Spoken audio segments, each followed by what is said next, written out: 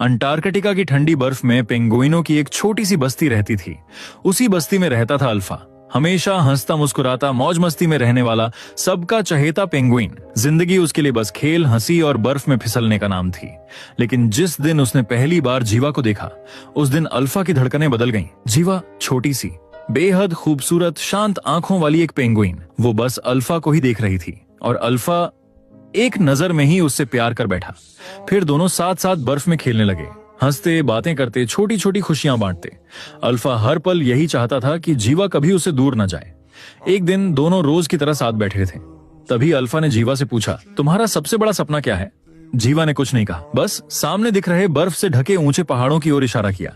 Alpha कुछ समझ नहीं पाया। तब जीवा ने कहा, मेरा सपना है कि मैं उन पहाड़ों को सामने से देख सकूं, उन पर चढ़ सकूं और सबसे ऊंची छोटी से खूबसूरत नजारों के बीच तुम्हारा नाम पुकार सकूं। जीवा की बात सुनकर अल्फा हंस पड़ा। उसने कहा, वहां ना पानी है ना खाना, वहां जाना नामुमकिन है। इसी बात पर दोनों के बीच हल्की सी नोकझोंक हुई, लेकिन प्यार वैसा ही रहा। कुछ समय बाद अचानक जीवा की तबीयत बिगड़ने लगी।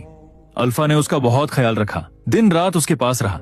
लेकिन देखते ही देखते 1 महीने में जीवा ने अपनी सांसें छोड़ दी। जीवा के जाने से अल्फा पूरी तरह टूट गया। जिसके साथ उसने अपनी पूरी जिंदगी सोची थी, वो अब उसके साथ नहीं थी। कुछ समय बीता। खाने की तलाश में पूरी पेंगुइन बस्ती को वो जगह छोड़नी पड़ी। जब सब जाने लगे, अल्फा वहीं रुक गया। उसने पीछे मुड़कर वहीं ऊंचे बर्फीले पहाड़ देखे और उसे जीवा का सपना याद आ गया। उसी पल अल्फा ने फैसला कर लिया। कोई उसे समझ नहीं पाया, लेकिन अल्फा रुका नहीं।